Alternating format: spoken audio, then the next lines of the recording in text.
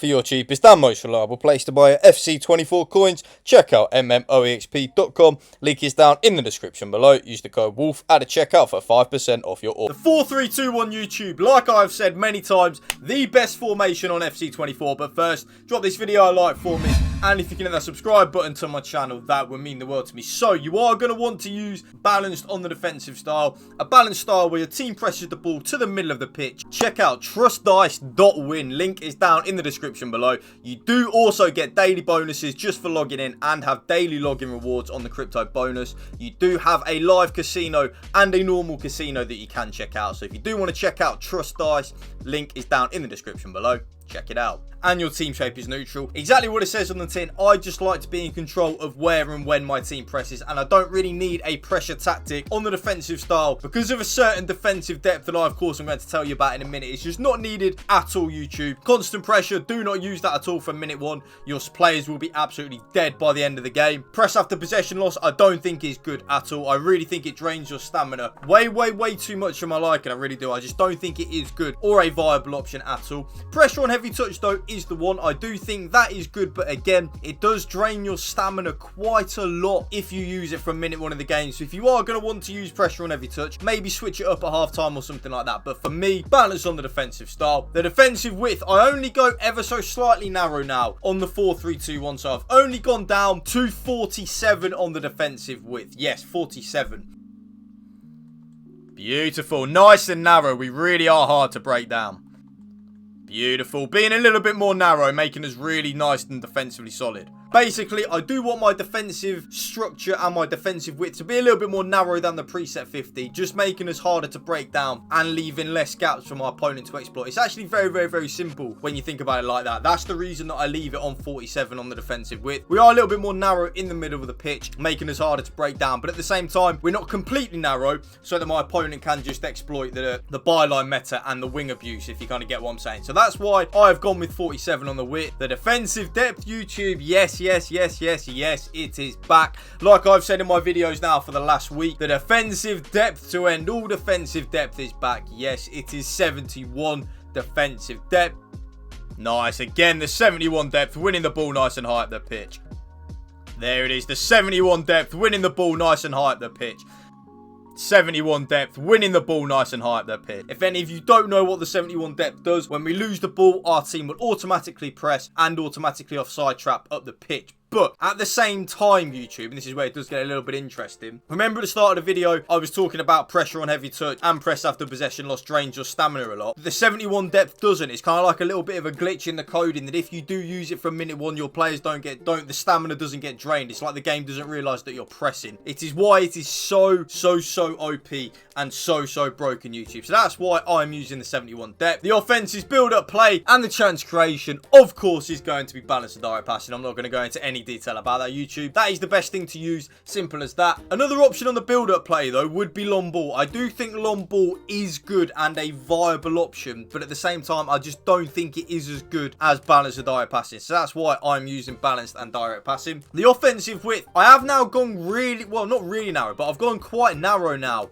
with the 4-3-2-1. So I have gone down to 44 on the offensive width. I know it's a little bit of a random number, but I do want, when I am attacking, to be quite narrow so that my left centre forward and my right centre forward are closer to my striker, meaning that we have better passing lanes on. And when we get the ball with our midfielders, we also have better passing lanes on up to the forwards. It's why I'm using the 44 width. Very nice and very OP.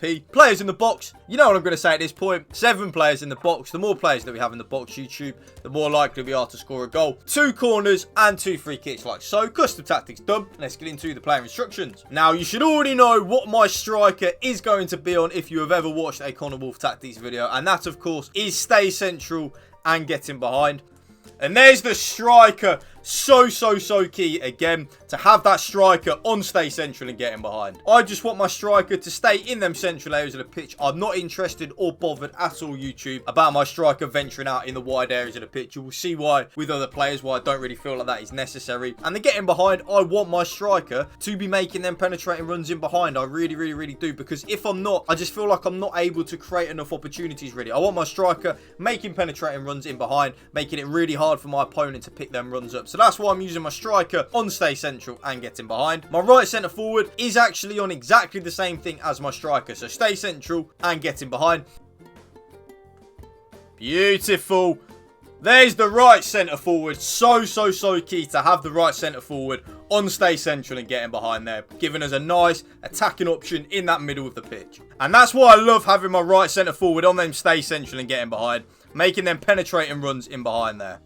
Exactly everything what I've just said there for the striker applies to the right centre forward as well. So I want my striker, well, my right centre forward to be playing up front with my striker and staying in the central areas of the pitch and also making very penetrating runs in behind. It's really simple when you think about it, YouTube. I want my striker and my right centre forward in the central areas of the pitch while making penetrating runs in behind to give us more of attacking outlet. My left centre forward, think of this player. My left centre forward now, there are a few tweaks. Well, not a few tweaks. There is one tweak that you need to do on the left centre forward, and that is stay central on the left centre forward as well, but then also have the left centre forward on comeback on defence. The stay central is exactly the same as, for example, the striker and the right centre forward. I want them from my front three to stay in them central areas of the pitch. The comeback on defence, very important that when we don't have the ball, our left centre forward tucks in to that left midfield of a 4-4-2, making us really hard and defensively solid to break down. Very important. Probably the key aspect of the 4-3-2-1. The left central midfielder, this left central midfielder will be a lot more attacking in terms of being able to create opportunities, getting into the box and scoring a lot of goals. So your left central midfielder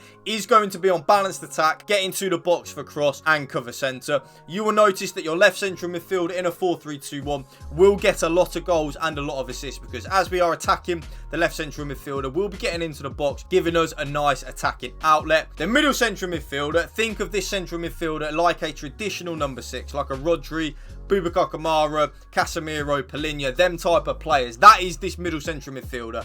Win the ball back and then give it to the better players. So my middle central midfielder, stay back while attacking and cover centre. My right central midfielder, now remember I said my left centre forward tucks in to that left midfield of a 4-4-2 when we don't have the ball. That means that our right central midfielder will tuck ever so slightly wider to the right midfield of a 4-4-2 when we don't have the ball. But then when we get the ball, as the left centre forward tucks back up to that left centre forward position, the right central midfielder position will tuck in from the right midfield back into that right central midfielder. So because of that, the right central midfielder is on completely default settings, including cover wing. So completely default and cover wing.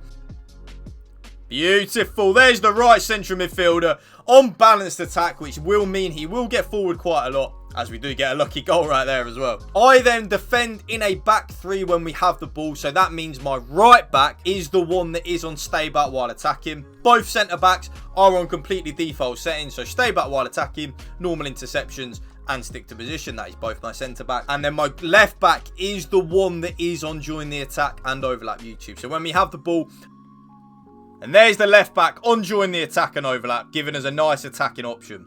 My left back will be bombing on down that left hand side, giving us a nice attacking outlet on join the attack and overlap.